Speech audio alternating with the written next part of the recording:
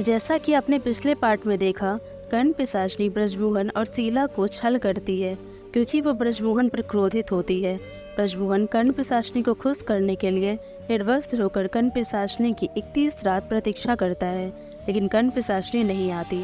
ब्रजमोहन मन ही मन खुश होता है, लेकिन कर्ण पिशाचिनी शीला का गर्दन दबोच लेती है। तभी शीला बेहोश हो जाती है। ब्रजमोहन जब शीला के पास पहुंचता है तो शीला उसे बेहोश मिलती है। जब शीला को होश आता है तो वो ब्रजमोहन को सारी बात बताती है। शीला बोलती है उसे अचानक बहुत तेज चमेली की गंध आई और किसी ने उसका गला दबोच लिया। तभी ब्रजमोहन सारी बातें शंभू को बताता है। शंभू बोलता है तुम्हें दोबारा कर्ण पिशाचिनी की साधना कर लेनी चाहिए, उसे प्रसन्न करना होगा और माफ़ी मांगनी होगी। ब्रजमोहन ऐसा ही करता है। कर्ण पिशाचिनी दोबारा आती है, लेकिन ब्रजमोहन बहुत बुरी तरह मार खाता है। अगले दिन जब ब्रजमोहन घर, अगर आप इस कहानी को शुरू से देखना चाहते हैं तो पार्ट 1 का लिंक डिस्क्रिप्शन में है, आप वहां से जाकर देख सकते हैं। अब आगे, कर्ण पिशाचिनी ने रात भर ब्रजमोहन को बहुत तड़पाया और सुबह होते ही वो वहां से जा चुकी थी। ब्रजमोहन सोचता है कर्ण पिशाचिनी बहुत निर्दयी है, मुझे इतने घाव देने के बाद भी उसे मुझ पर दया नहीं आई।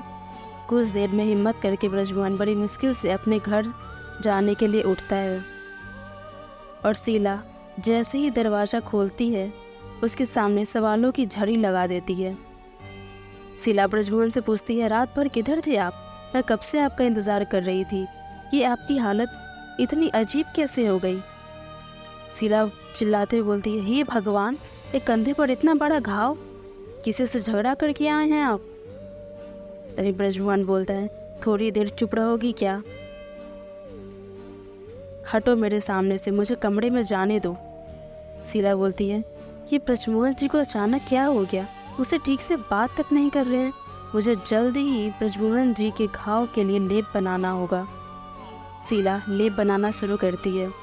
ब्रजमोहन अपने कमरे में बैठा सोच रहा होता है कर्ण पिशाचिनी ने मुझे बड़ी मुश्किल से फिर से एक मौका दिया है, मुझे आज रात से ही कर्ण पिशाचिनी के आदेशों का पालन शुरू करना होगा।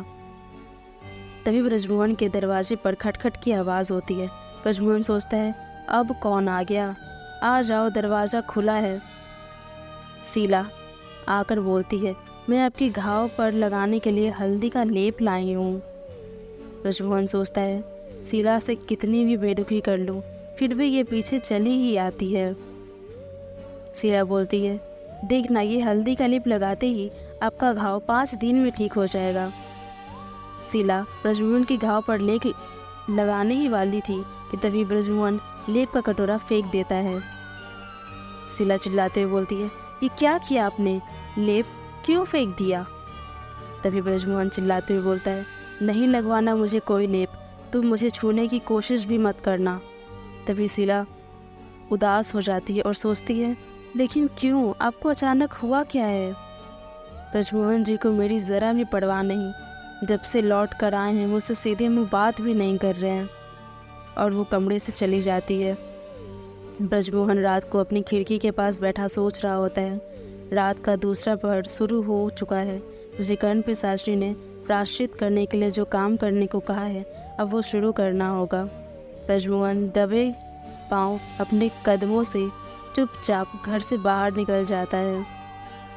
इधर शीला अपने कमरे में गुमसुम बैठी थी और सोच रही होती है आज जो व्यवहार ब्रजमोहन जी ने मेरे साथ किया है मैं कभी नहीं भूल सकती, लेकिन फिर भी मेरा फ़र्ज़ बनता है कम से कम उनको खाना तो दे आऊँ। शीला जैसे ही कमरे में खाना लेकर पहुँचती है वो देखती है ब्रजमोहन अपने कमरे में नहीं होता है। शीला सोचती है अरे ब्रजमोहन जी तो कमरे में नहीं है, इतनी रात को किधर से आ सकते हैं? सुबह हो जाती है। घर के आंगन में शीला बैठी सोच रही होती है ब्रजमोहन जी तो रात घर पर नहीं थे, ये कब वापस आ गए? आखिर ये रात में जाते किधर है? मुझे पता करना ही होगा। शीला को ब्रजमोहन पर शक हो चुका था, इसलिए शीला ने ब्रजमोहन पर नज़र रखना शुरू कर दिया। रात के 2 बजते ही ब्रजमोहन फिर से घर से बाहर निकलकर सुनसान सड़क पर पहुंच जाता है। ब्रजमोहन मन ही मन सोच रहा होता है इसके पहले कि मुझे कोई देख ले जल्दी ही अपनी मंजिल पर पहुंचकर कर्ण पिशाचिनी का बताया हुआ काम शुरू कर देना चाहिए। वो इस बात से अनजान था कि शीला भी उसका पीछा कर रही है। शीला ब्रजमोहन का पीछा करते हुए सोच रही होती है, ब्रजमोहन जी अंधियारी रात में जाते किधर है? आज तो मैं पता करके ही रहूँगी। आखिर रोज रात ब्रजमोहन किधर और क्या करने? ब्रजमोहन का पीछा करते करते शीला बहुत आगे निकल आई थी। ब्रजमोहन सोचता है, देर होती जा रही है, मेरा समय पर पहुंचना बहुत ज़रूरी है। ब्रजमोहन जल्दी जल्दी आगे बढ़ रहा था, तभी उसे कुछ एहसास होता है। उसे ऐसा लगता है जैसे कोई उसका पीछा कर रहा हो। ब्रजमोहन पीछे पलट कर देखता है और उसे कोई नहीं दिखता। तभी शीला सोचती है, मुझे सावधानी रखनी होगी। यदि ब्रजमोहन जी ने मुझे पीछा करते देख लिया तो मुसीबत हो जाएगी। ब्रजमोहन का पीछा करते करते शीला एक घने जंगल में पहुंच जाती है। शीला सोचती है, कितनी अजीब जगह है ये, मैं ये कहाँ पहुंच गई? जंगल काफ़ी घनी थी। शीला सोचती है, ब्रजमोहन जी अचानक किधर चले गए? शीला को कुछ समझ नहीं आ रहा था, अब वो क्या करे? शीला सोचती है, ये जंगल तो बहुत डरावना है, मुझे जल्दी यहाँ से निकलना चाहिए। शीला जंगल से बाहर निकलने का रास्ता खोज ही रही थी कि तभी शीला कुछ ऐसा देखती है और चिल्लाती है, ये क्या? शीला की नज़र एक अनजान चीज़ पर पड़ती है। शीला जैसे ही उस अनजान चीज़ को हाथ लगाकर देखती है, शीला की डर के मारे चीख निकल आती है। शीला चिल्लाते हुए बोलती है, नरमुंड। किसी आदमी के कटे हुए सर को देखकर शीला की हालत डर के मारे बहुत ख़राब हो जाती है। इन सब बातों से बेखबर ब्रजमोहन शमशान के पास पहुंच चुका था और सोचता है, अब मुझे कर्ण पिशाचिनी के बताए कार्य को शुरू कर देना चाहिए। इधर शीला डर के मारे जंगल से बाहर की तरफ भागने लगती है। शीला सोचती है, अब मैं यहाँ एक पल भी नहीं रुक सकती। सुबह के 4 बज चुके थे। शीला अपने कमरे में सोच रही होती है, आज जो कुछ भी हुआ वो ठीक नहीं था। ब्रजमोहन जी आखिर मुझसे क्या छुपा रहे हैं? थोड़ी देर बाद ब्रजमोहन भी चुपचाप आकर अपने कमरे में सो जाता है। दूसरे दिन शीला सबसे पहले उठते ही मंदिर पहुंचती है और बोलती है, हे देवी माँ, मेरे घर में सुख शांति बनाए रखना। न जाने क्यों ऐसा लग रहा है जैसे कोई बड़ी अनहोनी होने वाली है। मंदिर से घर आकर शीला देखती है, ब्रजमोहन किसी लड़की की कुंडली देख रहा है। वो लड़की ब्रजमोहन से कहती है, ज्योतिषी जी, मेरा प्रेमी अचानक से बहुत बदल गया है, अब वो मुझे बिल्कुल भी प्रेम नहीं करता, बताइए मैं क्या करूं? ब्रजमोहन मन ही मन सोचता है, कर्ण पिशाचिनी तो अब भी मुझ पर क्रोधित है, मुझे अपने अनुसार ही उस लड़की को कोई उपाय बताना होगा। ब्रजमोहन कहता है, तुम कल से 21 सोमवार का व्रत रखो, उसके बाद आकर मुझसे मिलो। उस लड़की के जाते ही शीला ब्रजमोहन के सामने अपना हाथ रख देती है और बोलती है, ज्योतिषी जी, ज़रा मेरा भी हाथ देकर बताइए, मेरा प्रेमी भी मुझ पर ध्यान नहीं दे रहा है, मैं कौन सा उपाय करूं? तभी ब्रजमोहन बोलता है, मजाक बंद करो शीला।